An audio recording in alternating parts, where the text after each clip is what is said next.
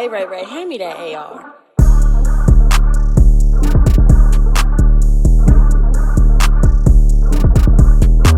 You are now listening to Off the Rip.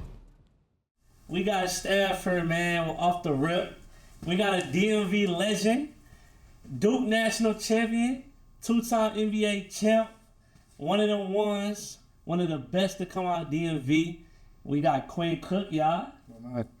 Why, dog? I appreciate you. Appreciate y'all coming out here. No, for real, Quinn. Like, I would say it's an honor just being in your hometown where you grew up, being able to talk one-on-one with you.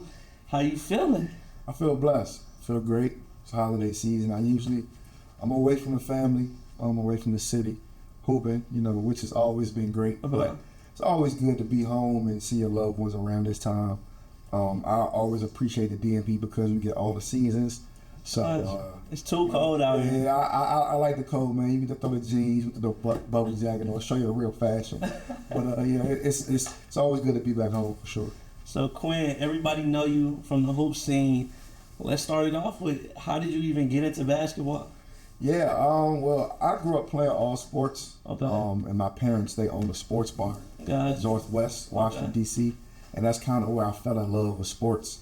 I was too young to really remember everything, but I was like the restaurant's mascot. Like, Gotcha. my dad had a Fisher Price at like the back of the bar, and like all like the locals and the customers who would come like every day, they'll be like in the back, like hooping with me, letting them dunk on me, let me dunk on them, and I kind of just fell in love with basketball then, and then my dad just kept me around it, and just growing up in PG County, like there's just so much greatness, and it's just a basketball place. So. Guys, you mentioned PG County out here.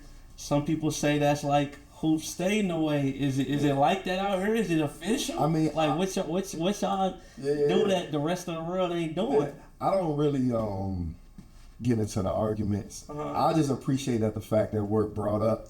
You think about California. You want to talk about the whole California, as big as California is, Texas, Georgia, Florida, even New York. But like, we don't really like, our county doesn't even have 1 million people. Guys. So for us to be like in that talk, like for us, like we all grew up together, all grew up playing against each other, same league, same rec centers. So like, I just think it's pretty cool that we're even mentioned, with those states. North Carolina, I know that's the hoop state. Obviously, going to school down there, they love their hoops. So I understand. So for my county, not even 1 million people, for us to be in that conversation is super dope.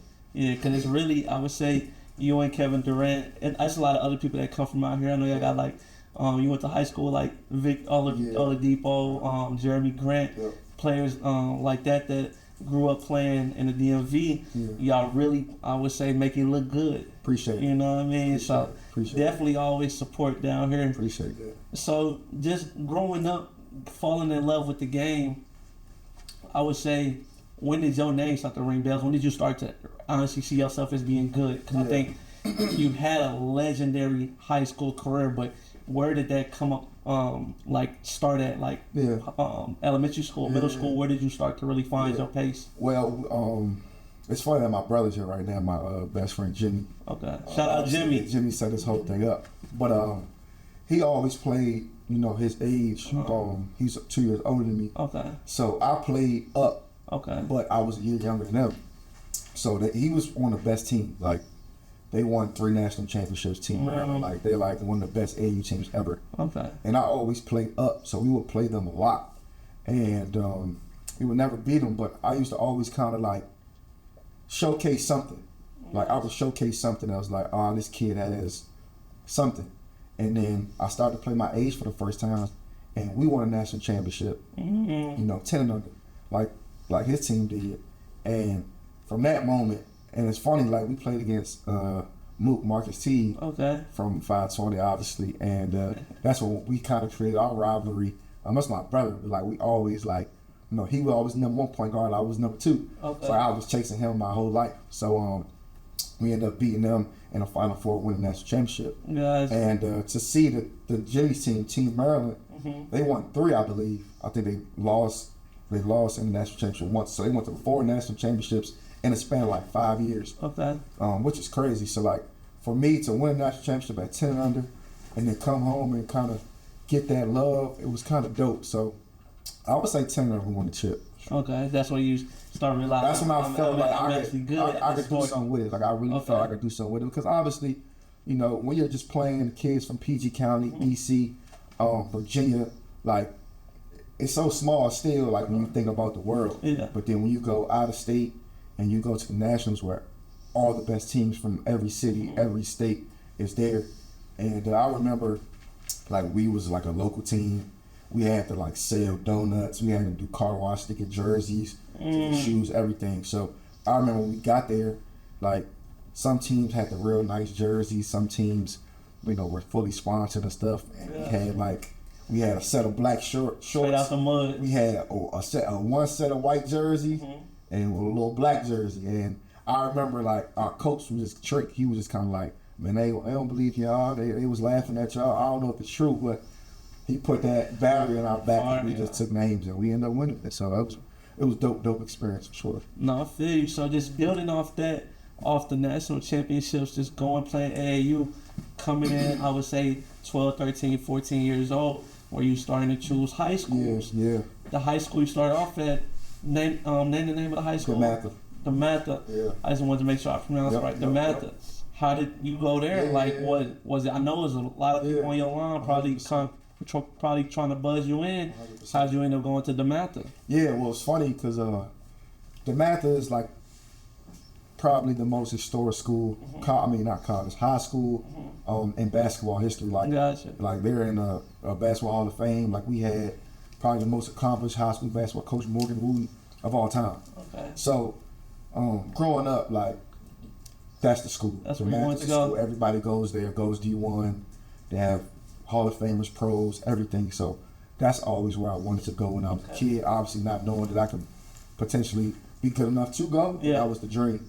And, you know, my high school coach, Mike Jones, he was the successor of the great Morgan Wooten. Okay. He was a younger coach, but he, you know, stepped right in and started winning right away. So it was no let off for DeMatha. And he started recruiting in the 5th grade. Like he met my mom saw him. And my mom just approached him like, hey, you know, my son's pretty good. Like, you should check him out. And, you know, he probably gets that all the time. Like, he probably, parents come in. Shout out mom. Mom was like, and so she's like, man, bring him to the camp. I went to the camp going into the 5th grade. And I just played well. Okay. And he started to recruit me, like, from the 5th grade on, heavily. And one thing about around here is, like, we have so many great, you know, high schools, Catholic schools, private schools, even public schools, but obviously DeMatha being the one, but I was getting recruited by everywhere, and it was, you know, you come in and start right away, varsity, blah, blah, blah, but DeMatha, it was like, you come here, you can play against the best competition every day in practice. I'm not going to promise you, you're going to make varsity, I'm not going to promise you that you're going to start, but, you know, you come here, do what you're supposed to do, you'll have a chance to do whatever you want to do, and I just respected that, and my dad was one of them dads, like, we run into the smoke. You know, they had the #1 point guard in the country, Josh Selby, Phil Green, who won the championships with Jimmy. Okay. He was one of the best guys when I was a kid, so he was there. So I wanted to play against that every single day. And my best friends, Victor Oladipo and Jared Grant, they were a year older than me. And I went to elementary school, middle school with those guys, so they was there. So I wanted to, you know, obviously go hoop with my friends, so it made sense. So I went there. People were, you tripping, you shouldn't go there. Probably won't play till your junior year, but I embraced that, and it's work. I picked them up. And how was it playing with them, Victor Oladipo, Jeremy Grant, some people that really laid their mark in the NBA? Just going to high school with them, seeing future pros, you getting to play with every day. How was that experience? Yeah, we were very fortunate and blessed. Jeremy and Jeremy's father is obviously Harvey. Because he had a brother that went there. What was it? How you say pronounce it? Jaren. Okay, Jaren's the older. Okay. So Jaren's a year older than me. Okay. Jeremy's a year younger than me. Okay. So all three of us always was on the same team. Gotcha. Always. And so I would go to their house, and like, you know, I get to learn from an NBA player, Mr. Harvey, every single day. Like, he was like very hands-on just with, you know, their basketball. So I would just see like how it is to be a pro. Like, we saying that at 9 years old. So hooping with those guys was so fun growing up. We always won. We were super competitive. There was nights that we would literally be up all night, you know, just playing one-on-one in their basement, coming to my house, playing in my backyard. I met Victor in the 5th grade. I transferred to a new school at St. Jerome's. And he was just my first friend. My first friend. I was a new kid there. Didn't know anybody. Was real quiet. And Vic, he had been going there since like 1st grade. So he was just like, man, if you need a friend, I'm here. And he just became my best friend to that day. So Vic, you know, he wasn't the most talented, but he was the hardest worker. He's the first in the gym, last to leave. And then obviously his hard work ended up paying off, but it was a journey for him. And he showed me how to work. Like Harvey, Mr. Grant, he showed us like from the professional standpoint, but Vic showed us from the kid standpoint. You know what I'm saying? Like, cause me, myself, Jaron, Jeremy, like we always had names. You know what I'm saying? But Vic didn't have a name, so he always had that work mentality. So just to see those guys' journey, man, I'm super, super happy for those guys. I'm their biggest fan and definitely appreciative for what they poured into me for sure. So did you realize it, or I wanted to say like all three of y'all realized y'all would be future pros one day? That's how we acted. Like, okay, so y'all tell us like that was already built in the mind. Because you know they give you the statistics. 0.001 makes perfect. Man, Jared Jack was from here. Steve Francis, DeMar Johnson, Keith Bogans. Like we were seeing it. You know what I'm saying? To get closer to our age, you get Kevin Durant, Beasley, Nolan Smith, Taiwan, Chris Wright. So Calvin Case, we seeing these guys like, oh, we can do it. If we just follow what they did, we did it. We could do it. So, man, we always thought, like now I ain't gonna sit here and say I was gonna see Victor be the number 2 pick, be a 2-time All-Star. I'll be lying. But he worked for it. Like, come on. And I ain't never seen hard work, you know, not pay off. Like Jaron turned himself into a 1st-round pick. Come on. You know, Jeremy was a 2nd-round pick, but he's ended up being one of the best players in the league today. So, I mean, those guys, like, they work. And I'll be lying to sit here and tell you that I saw that, but I knew that all those guys would be in the NBA just because how they work, sure. No, so tell us this, Quinn, what you call it, you go play at the, how you say, DeMatha? DeMatha for 3 years until your junior year. Then senior year, I know that phone, probably all 3 years, they trying to recruit you. How'd you end up getting over to Oak Hill? Well, my godbrother went there. He went there, Nolan Smith. He graduated in 2007. But Steve Smith, the coach at Oak Hill, he had a nice, you know, synergy with the DMV.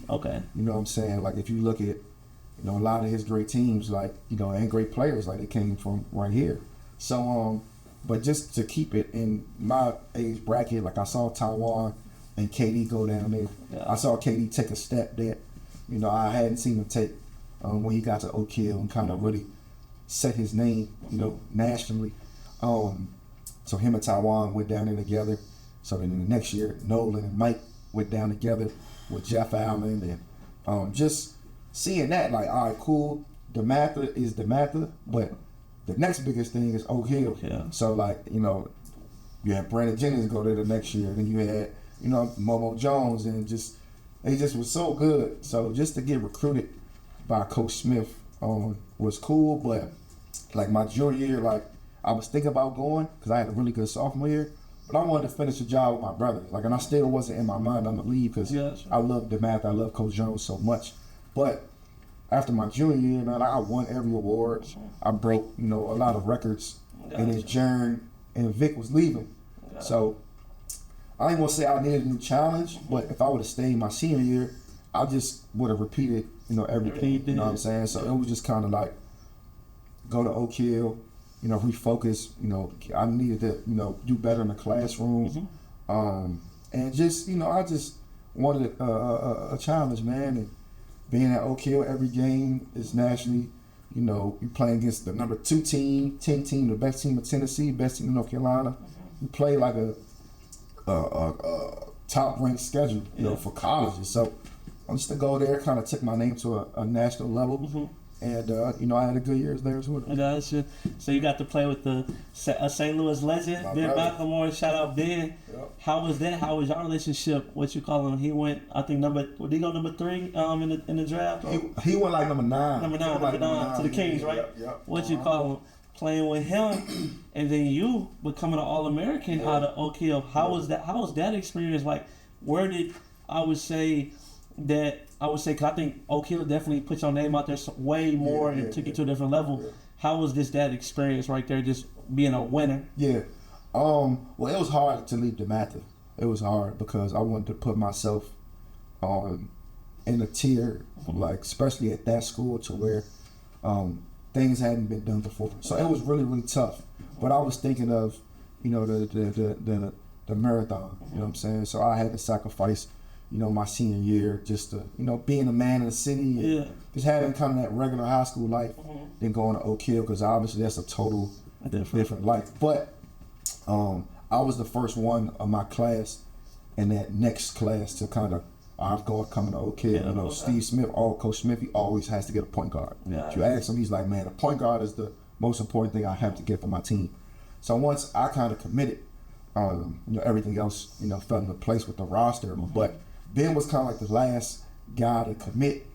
So I knew Ben a little bit through Brad, because me and Brad were super, super close. Playing on the USA Shout out Brad, team. That's my brother. So, like, and Brad and him was on the St. Louis Eagles together. So I knew Brad wasn't leaving Chaminade, but like Ben was always the guy that Steve wanted. You know, to be in the backcourt with me. So I just was recruiting Brad the whole summer. The whole summer, and he finally was like, man, I'm gonna come hoop with you, man. And he was my roommate there, like my best friend there, like we did everything together. You know, my dad ended up passing away, and my dad's birthday and Ben, like my dad and Ben had the same birthday. So he was like super, super like, you know, because I still was fragile with, like, you know, losing my pops around that time. So like, he just was like a brother to me, like to another extent. So like we did everything together, man, and we had some crazy plays there. Man, we was best backcourt in the country area for sure. How was it like getting through that process of just losing your pops and still have to, I would say, keep a professionalism and still have to play ball, because it's a crucial time in your life where it's next level, you know what I mean? That's kind of all you thinking. How did you deal with all that and like balance your life? I mean, it takes a village, man, because like I lost my pops at a crucial time, but not just for me. Like my sister was a senior, so like it's crazy. Like he passed on March 3rd, 2008, and my sister had like a father-daughter dance like a week like after that. Like, so I was really just thinking about her. Like, she had prom coming up, she was about to graduate high school, so I really kind of wasn't thinking about myself.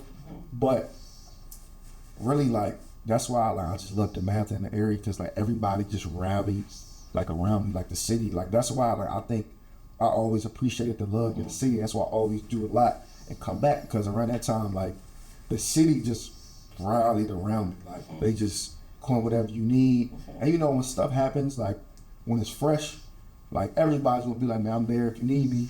Like, I'm gonna call away. But as time goes, like that kind of scales back. It's just human nature. But like the city always kind of made sure I was good. So they rooted for me extra hard, man. They supported me.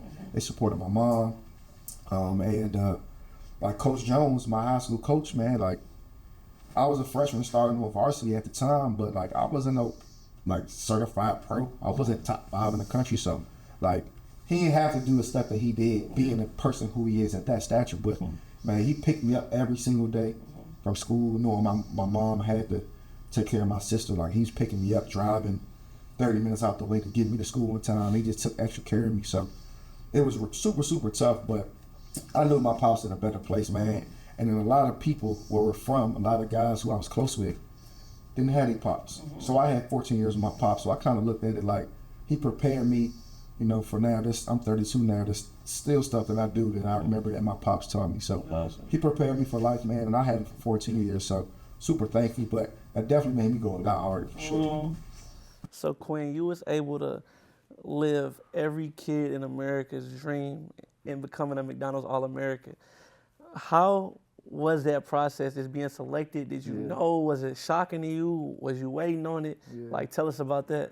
That was the main goal that I had in high school. All the individual stuff like I did in the DMV area was great. Like, I wanted to win championships, that was one thing, but I wanted to be Mickey D's. Like I wanted to be at McDonald's. And I remember watching it for the first time in 2002. They was playing at the Garden. It was Carmelo, Mari Stoudemire, J.J. Redick, like Chris Bosh. Like I remember, and I asked my dad, like, what is this? Like, this kid's going to Duke. This kid's going to Syracuse. This kid said he's going to the NBA. Like, what is this?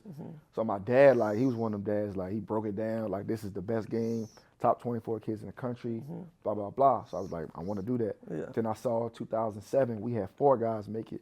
Well, 2006, Taiwan and KD made it. And then 2007, we had 4 guys.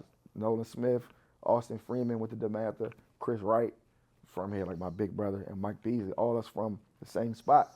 It's like 4 of them. So I'm like, man, I gotta do that. So I kind of expected it because like what I did in high school, like doing the USA, being the top 10 player in the country, having a good like AAU thing, but like I knew it was gonna happen, but even when I got the news, like 'cause I was committed to Duke, so I knew like I was on a trajectory. But you never know sometimes. So, but I kind of knew like the whole year that I was gonna be that. And I remember when Coach like told me during school, like I just was smiling. Man, I told my mom, and she was crying and stuff because she knew like I had pictures of McDonald's All-American like jerseys in my room and stuff. So, you know, I manifested that one for a while. So that was definitely like one of the best feelings of my life. Got you. And then he really got STL ties. Y'all got to play with Brad Beal with McDonald's All-American. How did y'all become close, like through the years? Yeah. So it was before that. We were 15. We was playing the U16 USA team, and we were the first team ever. Okay. Like this was right after the Redeem team in 08. So Cole, Braun, like the team that just got into the Hall of Fame. And they created a U16 team. FIBA created a U16 team. And we were the first team. So that's history. Yeah, so I remember getting invited, and I remember working out with my high school coach, Coach Jones, and he was just getting me ready for that because he was telling me how big, you know, this is. Got you. So like I said, like I get invited, I go, and I always try to be the first in the gym, like anywhere I go, because I'm always trying to beat Victor. Like Victor's always the first, so I'm trying to beat him. So I already had that mentality going there. So I get there, somebody already in the gym. It's Brad. Gotcha. So I'm like, "What's up, bro? I'm Quinn." Like we never like kind of met.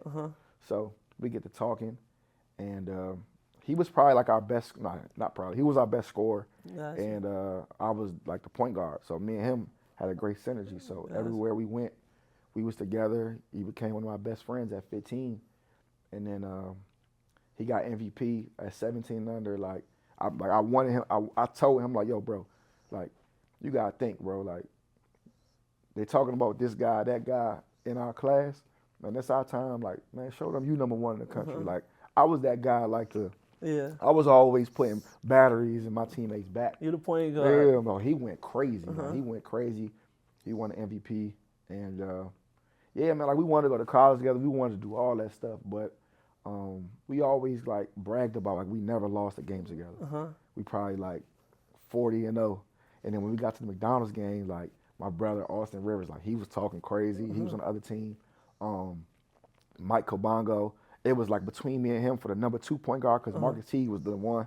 Nobody was better than him, but like me and Kabongo would go back and forth. Like, man, I'm better than you. He went to Finley Prep, so Finley Oak Hill had a nice little rivalry at that time. So, yeah, it was dope, man, and we won in the McDonald's game, so that was dope to compete at the highest level. So, yeah, me and Brad, like everything in high school I did, I was with Brad. Gotcha. And you couldn't get him over to Duke with you? Nah. He had a special relationship with Billy, like, and he committed early. Early. I think he committed when we were juniors. Gotcha. So I mean, Duke was on his list. Like Coach loved him, but he committed early, and then Austin came to Duke. So like, obviously that wouldn't fit. They 2 shooting guards. Yeah.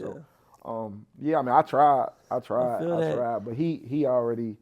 He had it in his mind he going to Florida. He already was locked in as the Gator. So no, for real. Shout out he Brad. won't text me back after Duke just beat Florida though. So I'm still waiting on him. Gotcha. So we just beat them, but you know how I go. Yeah. Shout out Brad, man. STL legend, one of the best to ever do it out of the Lou, man. I know Tatum, what you call him, Tatum and Brad. A lot of people say Tatum the best in the city, but I still Tatum only a year older than me, so I still got it in my heart, like watching Brad grow up.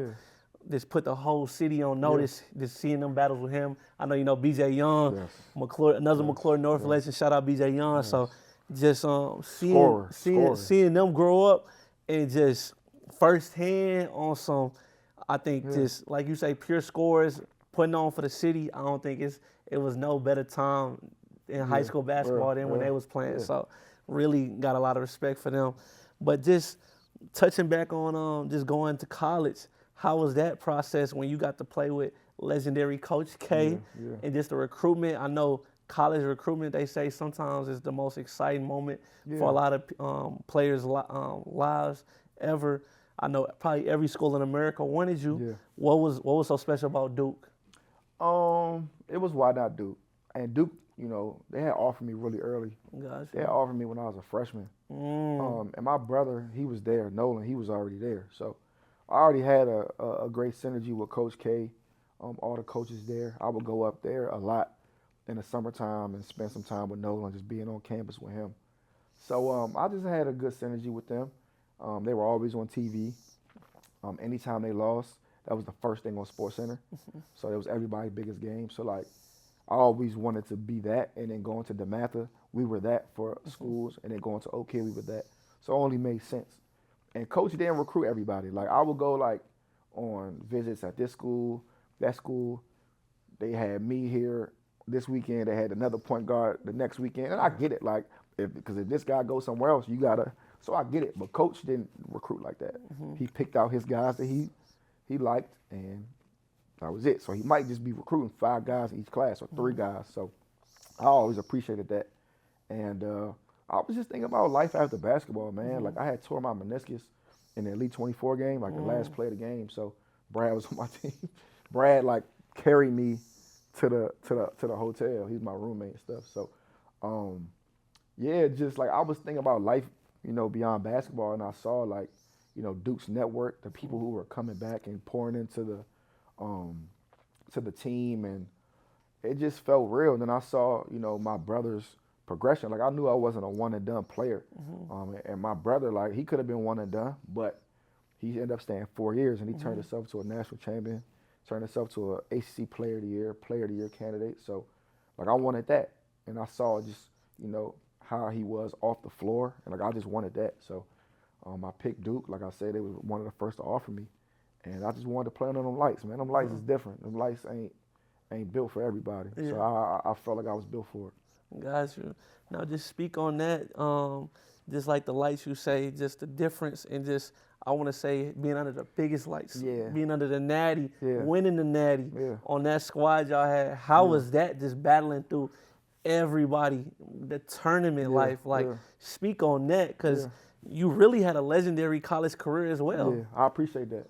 Yeah, it was tough. It was a lot of losses though. Like I lost in the first round twice. You know what I'm saying? I was a couple plays away from going to the Final Four. Like my sophomore year, I thought we had the best team in the country. We ended up losing to, you know, the team that won in Louisville. We lost in the Elite 8. But we weren't healthy. Seth Curry, he had a broken shin, fibula, whatever he had, but he played through it. Ron Kelly had a broken foot. He was playing through it. So obviously, you know, it comes with, you know, the season. Everybody's not 100%, but I really thought that team, you know, we had a chance to be special, and that was the year that I thought I was going to try to go to the league. I had some great momentum that season, but I didn't have a good tournament. I wasn't ready for the lights. And I ended up coming back, and then that junior year with Jabari Parker, Rodney Hood, we ended up losing the first round. So my senior year, it was just like, man, it's all or nothing now. So we had a great group come in, but like for me, I just wanted to lead. I wanted to have no regrets. And we had a great team, man, and we ended up getting it done, but it was a fun season. Like I knew from the rip, like we always have a chance at Duke, like especially being in 4 different seasons. Like I saw like, oh, we got a shot. Like you can see it early, but you don't really know until, you know, you get under the lights. And we played at Wisconsin. My senior year, that Wisconsin team brought everybody back. They lost in the Final Four the year before that, so they brought everybody back. Kaminsky was supposed to be the player of the year. I think he ended up being player of the year actually that year. But like Sam Decker, like that was the team, and we went into Wisconsin I was the only senior that started with 3 freshmen and a sophomore, and like we smoked them. We smoked them. So I was like, man, we really got a shot, and we stay healthy. And you know, when we get to the tournament, it's literally when I go home, anything can happen. So it's 1st to 6, man, and we just took it like that. 1st to 6, we didn't get into the potential matchups. Kentucky was undefeated. You know, everybody wanted that matchup. We weren't even looking at them like, no disrespect, but like that's just, I seen it happen. I seen us, man, we could probably play this team, and then we get caught up by that team. So, man, that was a fun run and something I cherish forever. It's been 10 years. Gotcha. No, that's amazing right there. Just winning the Natty and just doing it with an amazing group of guys and with a legendary coach. I just know that's like, I would say this an unforgettable moment where, like you say, just cherish that forever. You know what I mean? 20 years down the line, your kids 100%. And grandkids gonna be like, man. And you don't realize how much winning impacts. Like, you thinking, because like for me at the time, like I wanted to win so bad, but like I knew I wasn't a lottery. So like we won on a Monday, we fly back to Duke on Tuesday. We had the parade. We all went out and stuff. And then Wednesday, like, I'm back in the lab. Like, I'm trying to get ready for the draft. You know, so I could never really enjoy it. Like, I could never enjoy it. Like, because I wanted that moment so bad. Me and Jeff Capel, head coach at Pitt now, but he got there to Duke when I got to Duke. Played at Duke, obviously. One of the greatest players ever. And we lost in the first round my freshman year to C.J. McCollum. And me and him just became like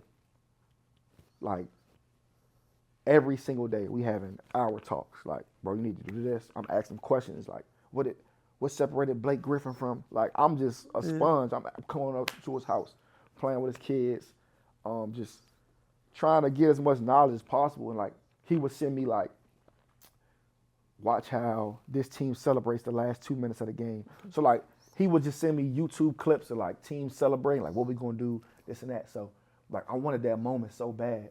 Then when we got it, it was just like, all right, what's next? You know what I'm saying? So I could never really like enjoy it until later down the line. I was like, man, that was pretty cool. Like when the tournament comes around, I was like, wow, like we really now get to look at the pictures and stuff, I reminisce and stuff. So it's pretty cool. But in the moment, I couldn't really enjoy it because I was trying to get to the league, honestly. For real. And then speak on that, just the winning it, then getting ready for the draft process. Was you really going to school and stuff still? Like, I was trying to graduate, you know what I'm saying? So like I still had to, but I was good though, and it was, we only had a month left, so I was still, and everybody, and I to credit the freshmen, man, because like they still was, I'm like, man, are y'all coming back? Like, they were still in the class. Yeah, they were still going to class. Because you know what they say, they be like Duke and Kentucky, Kansas, all y'all ain't going to no classes. What's it like with that? Nah, I can't speak on them schools, but not to say they not doing it, but like, y'all was in the coach class, ain't playing. Nah, he ain't playing that. That's hella funny. And then when I was in college, Carolina got in some trouble, like, about something, like, I don't know what happened, but about something. So, coach was super like, oh, nah. Y'all going to class? Yeah. So, but it was cool. I mean, classes where you got to love that. Classes where girls was at, like, why you not going to class? Like, you know, like, I get it, but I was trying to get the love. No, you know I feel it. So, we were still going to class for sure. So, what you calling? Tell us about the draft process. Oh, man. It was fun. It was fun, man. Like, I thought I'd be second round just because I was a senior. And I wasn't like super athletic, but like I was an All-American that year. Like I always guarded the best guard on the other end and won the matchup. So, I mean, and I won my whole life and I dominated my whole life. So I thought I would have a shot. Then when I got into the actual working out, then we had the combine. Our combine was the first combine they brought back 5-on-5, which helped me. Because I knew I wasn't going to test off the charts athletically. So I'm going to make it up with my shooting. I'm going to make it up with my interviews. And 5-on-5 is just, and I did really, really well. I got MVP the first day. And I started seeing guards ducking me in workouts, which is natural. You know what I'm saying? So that's when I was like, oh, all right, like I got a shot. Then like maybe like a week before the draft, like, the last couple draft boards, I'm like 27, 28, you know what I'm saying? So I'm like, oh, I can go first round? Yeah. All right, cool. So I know, like, I'm going early second, which was my goal. And then the night starts, man, and I'm happy for all my guys, my Duke guys. We had 3 guys in the top 20, 21, 22, whatever. And then when it started to get to like that 24, 25, that's when I started to get nervous. And I didn't get a call. So I had it was like a room like this. We had a theater and a small group, about like 15 people. So when that didn't happen, I got a little nervous. So me and Nolan, we went up to my mom's apartment just so I could watch it up there peacefully. And my agent called me. So I answer, I'm like, oh, this is it. So I'm like, what's up? Da da da. He like, man, that's crazy. Montrez didn't go the first round. I'm like, you calling me about another man? Bye, man. So I was pissed. I'm like, man, you just kind of ruined my moment. I thought this was the moment, but whatever. So it got to like pick 44 or 45, and it was OKC.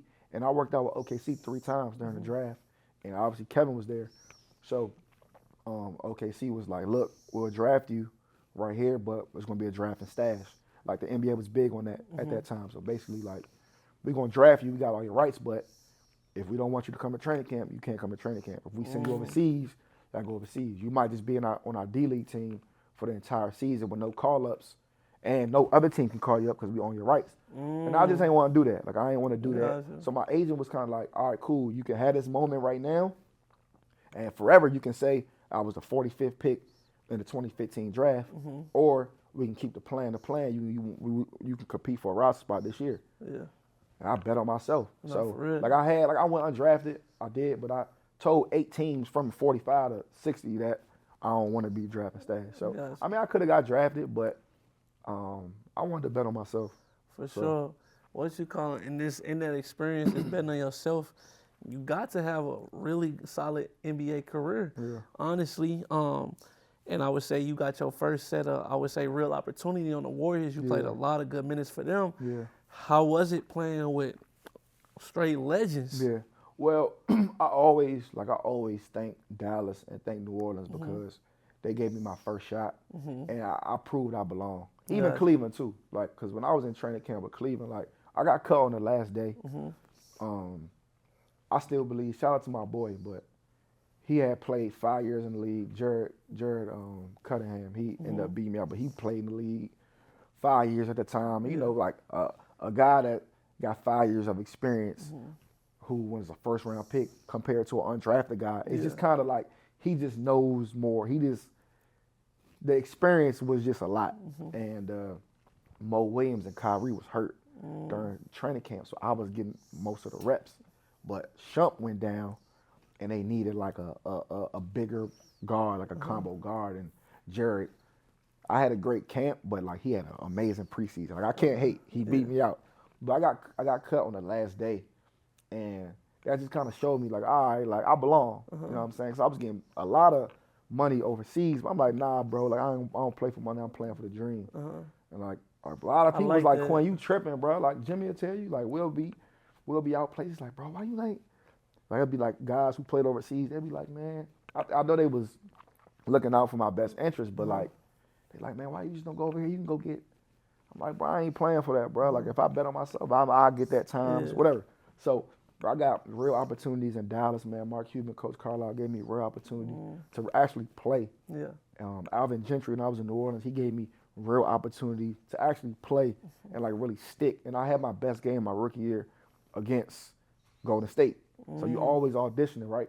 I had my best game as Golden State. Then the next year they signed me, and it was all she wrote after that. I was ready. Man, so just tell us about that. Just playing with Steph Curry, Draymond, Clay, Iggy, KD, STL legend, Pat McCall. So many other killers. That lineup was stacked. What you call it? Tell us about that. Just being in the locker room, just really soaking it all in. Like, I would say, it was probably like a movie. Yeah, it was. It was like traveling with the Beatles, bro. It was like traveling with Michael Jackson. Like, literally everywhere we go, it's thousands of people. Like, just want to watch Steph shoot threes before the game. Just want to dap KD up. Like, I was a big Steph Curry fan in college, when he was in college, just because his shot-making ability was just crazy. He had the baby face, like, and they went on a crazy run that we all remember. So I was like a huge fan of Steph Curry. And then obviously when I got to Duke and Seth was there, my freshman year, the lockout was going on. So Steph spent a lot of time at Duke, working out, stuff like that. So I got to get a relationship with him. And it's just super, super cool. I'm like, bro, I'm like one of his biggest fans. Like, he's sitting here next to me, getting his ankles taped, talking to me like, you know what I'm saying? I'm still like a kid, like a basketball fan, fanatic. So I got a relationship with him in college, and then getting there, like my first game, like I said, I played against the Warriors, and like I played really, really well. He like gave me a shout out after the game. He came and gave me a big hug. Like him and KD like embraced me.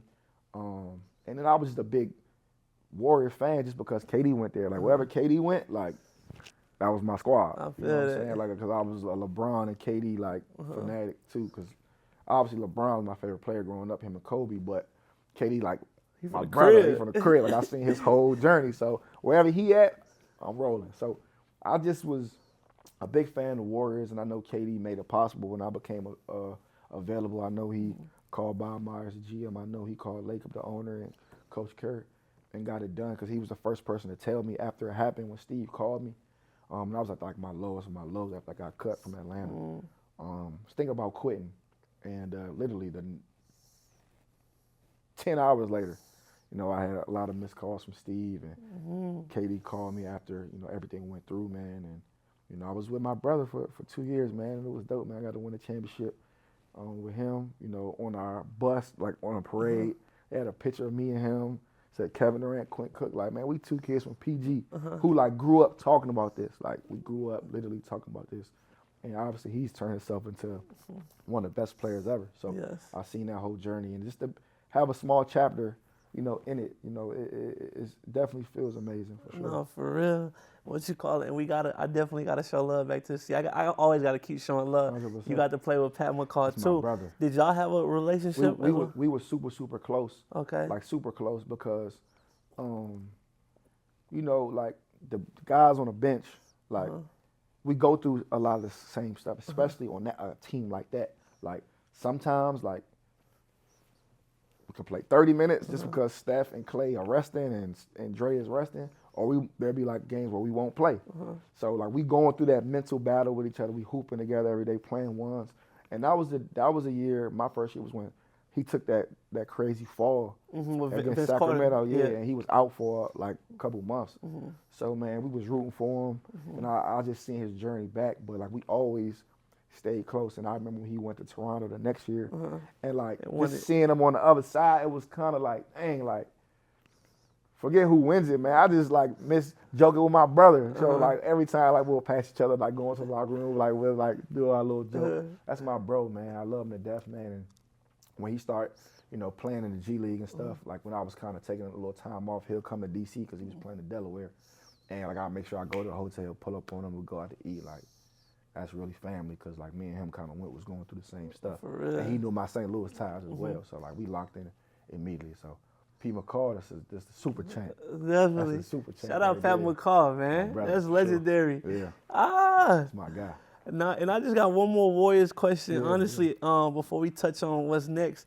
How was it playing with Draymond Green and Clay? I gotta speak on them. Yeah. So Draymond, like me and Draymond, we had an interesting relationship. It was my freshman year of college. We played them in the Garden. Okay. That was a game when Coach K passed Bobby Knight for most wins. So it was a stupid, crazy game.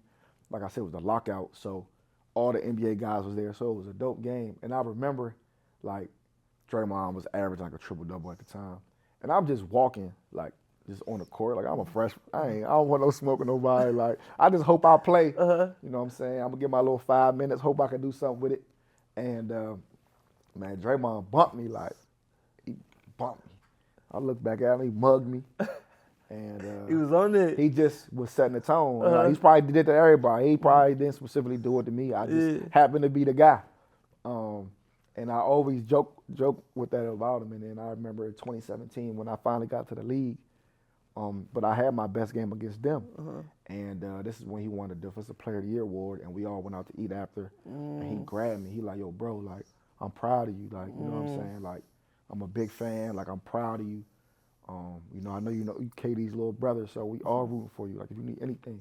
Like, it's like 4 a.m. Like, you know what I'm saying? He lit. Like, Gotcha. and he just, but I'm like, bro, he Draymond, he ain't got to say nothing. You know what I'm saying? He No, real Draymond talk, Green, though. bro. But That's real. stuff like that goes a long way. And then obviously months later I signed with them, and he took me in. You know what I'm saying? He pushed me. He has a interesting style of leading. Yeah. But like he'll scold you, he'll get on you. But you do something great, he's gonna big you up. He's gonna be your biggest fan, and I can respect it. You know what I'm saying? He's gonna hold you accountable. And then he has a switch, man. Like he might, you know, I ain't gonna say chill, but there was some times where he might just, you know, they playing in June, so he might not give you the most effort in February or a game in January. sure. But like I seen, like we were struggling, and then when the playoffs came around, he flipped the switch. Like he stopped eating sugar. Like he stopped like. He cut everything out for that run. Like, and I seen him just transform his body. Like, it was super, super dope to be around, see his, you know, defensive, you know, just sights. I mean, he just sees the game in a different light, man. And he's a Hall of Famer. And it doesn't happen by accident, man. So just to have a guy like that, and Clay's, that's my brother. Clay's quiet. He just want to shoot and play defense. But super, super dope. I used to go to his crib and play the game. And he had the putt-putt in his backyard, man. And he'll come get me from the hotel. I was staying in the hotel. So if I wasn't at Katie's house, Clay would come get me. I'd be at his crib. So, yeah, super, super great, man. I still have relationships with those guys today, those two today. So, I love those boys. Now, I know we got to get you out of here soon, you Quinn. good. What you call them? That leaving the Warriors, going over to the Lakers. How was that? Because I know it was hurtful for you Yeah, it hurt. going over there to L.A. What was that like? And I heard you got the call up from the GOAT. Yeah. Well, it was crazy, man. I've told this story before, but Golden State mishandled, you know, my free agency. I ain't gonna say mishandled. I'm sorry. I think they was mad that K left, Gotcha. and I'm his little brother. Yeah. So you know what I'm saying? They literally snatched the contract as I was signing it. They knew I was signing it. They literally withdrew the contract as I was signing it. So, which is like, y'all could have did that an hour before, a day before, which, you know what I'm saying? But it's a business. So I love Golden State with all my heart. But I became an unrestricted free agent at this point. So now everybody in the league's calling me. And this is the first time I ever been pursued. Gotcha. You know what I'm saying? Because I'm always, me and my agent is always banging the phones for the teams. Now, I contributed to the Golden State for 2 years, leading scorer off the bench. Now I'm like, people want me. So I remember talking to 8 teams, 9 teams, and then Braun called me, AD called me, and it was a wrap. I just was like, man. And it was like my draft moment. Like it was my draft night moment. And then like my dad was the biggest Laker fan ever. I was the biggest Kobe fan ever. And I just wanted to win still. Like I wasn't thinking like I want to go somewhere and play the most. Go somewhere and get the most money. I want to go somewhere where I'm paid fair and, you know, I can win. And I know LA just brings many more opportunities off the court with that Laker brand. Like I said, playing at DeMatha, playing at Oak Hill, playing at Duke. You know, then going to the Warriors, like you play for 4 amazing brands. You know, why not go to the Lakers, which is the biggest brand in basketball, and then play with, you know, my favorite player of all time. So, it was just dope time, and got to hoop with AD again, who's, you know, one of my best friends as well. So Now I'm trying to make this as quick as possible, Quinn. Just going through that, we had one of the roughest times in America at that time, going through pandemic. How was that when y'all had to really shut y'all whole life away, be away from y'all family, and be trapped in, I would say, a resort type style environment, and all you can do is hoop? How was that? it was fun. Like for me, it was liked fun. it? Okay. It was fun. I wanted to get out the crib, like even before that, like we were quarantining for a while, but like our whole team was staying in touch. We was having like private practices and pickup games and stuff just to keep us. But we were pushing for it, and then our team was so close. Like our team was super, super close, and we were hitting our stride at the right time. Like right before the pandemic, like we beat Milwaukee, then we beat the Clippers. Like we had those were two of the best teams in the league at the time. So we was hitting, and we had the best record in the league.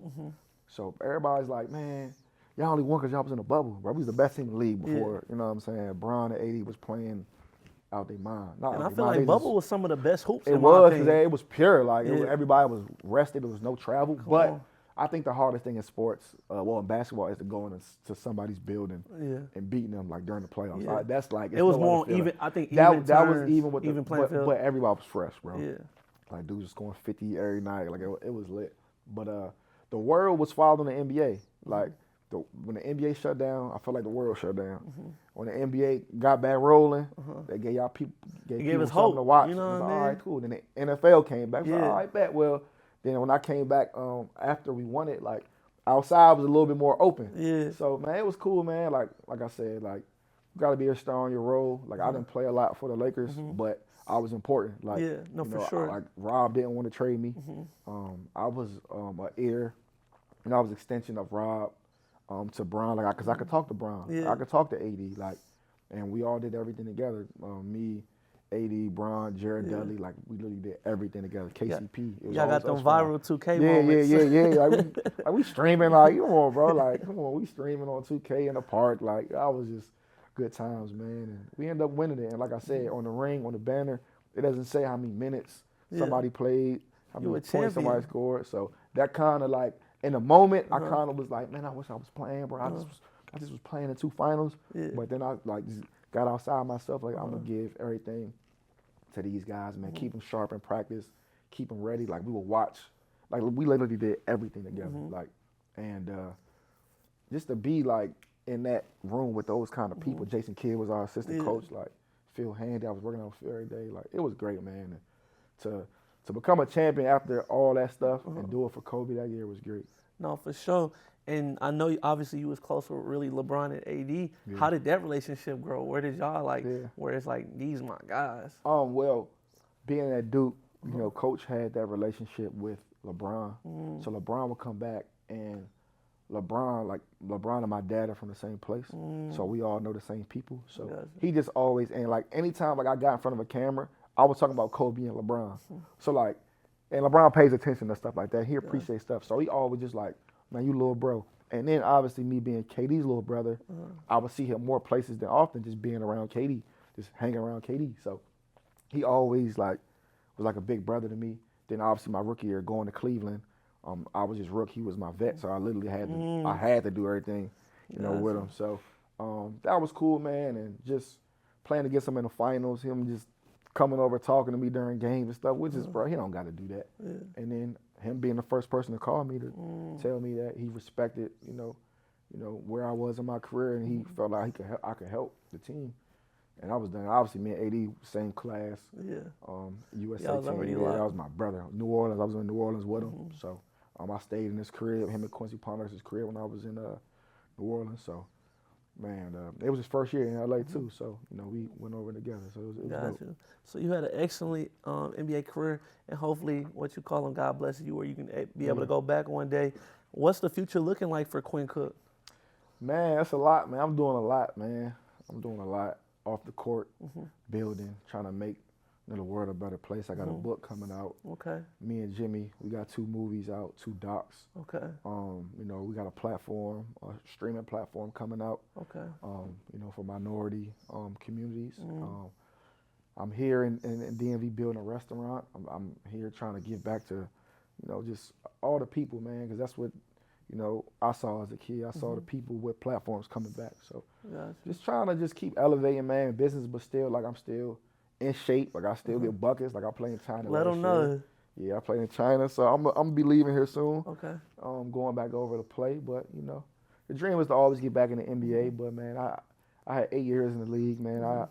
I'm blessed, man. I did some things that I never thought I'd do. So I'm very secure and very content with my NBA career. Gotcha. I have a great brand. So Yes, sir. my brand, you know, is where, you know, I think I never thought it could be. So I try to use it in a great way. And I don't know, man. Sky's the limit for sure. I feel that. And before we end it, what's a piece of advice that you can give to the people, you know, people that's coming out of DMV all across America, all across the world, that look up to people like you and want to be the next Quinn Cook? Yeah. I would just say enjoy it. Like, I wish I enjoyed it a little more. I wish I enjoyed it a little more. In high school, in college, man, like, I wish I enjoyed life a little more. Gotcha. I was too, like, the work is done, man. waking up at 7 a.m., going back at 10 p.m. You working. If you have a bad game, it's okay. I was one of them dudes, like, because I had so much pressure. Like, I put so much pressure on myself. Like, if I had a bad game, I'm not talking to my sister, whoever my girlfriend is. I ain't talking to you. I ain't playing no video games. I'm just like, and if I have a good game, I'm the happiest guy in the world. But that just wasn't a healthy way of living. I kind of got out of that in the league because you got 82 games. Yeah. But I just wish I kind of, so when I see kids today now and I see kind of like them, I'm like, bro, you all right, bro, you all right. Yeah. Keep going. Yeah. Like, as long as your character is where you need it to be, basketball is going to take care of itself. And for one thing for me is like, I use the game, I got a free education, I created great relationships, but it's put me in a position now to where I don't gotta shoot another jump shot with the relationship that I build, with the knowledge that I have, and you know, when you become a good person, man. I mean, not become. When you're a good person, everything will take care of itself, man. You just keep praying, keep trusting in God, man. Everything will take care of itself. And once I realized that, man, life has been great. Life has always been great. I'm extremely blessed, but man, I don't trip. I don't worry about small things. I just keep the main thing, man. So have fun, man. Just enjoy it, man, because it goes quick, man. It goes quick, for sure. No, definitely. And we just want to say we truly appreciate you, Quinn, hopping on this platform, just being able to tell your story, give knowledge. Forever grateful. And one piece of advice that you said, I think you said, I don't do it for the money, I do it for the dream. I'm going to take that, you know what I mean? So make sure y'all listen, y'all tap in, go subscribe. Off the rip, we out. Appreciate y'all, man. You, my dog. My God, that was dope.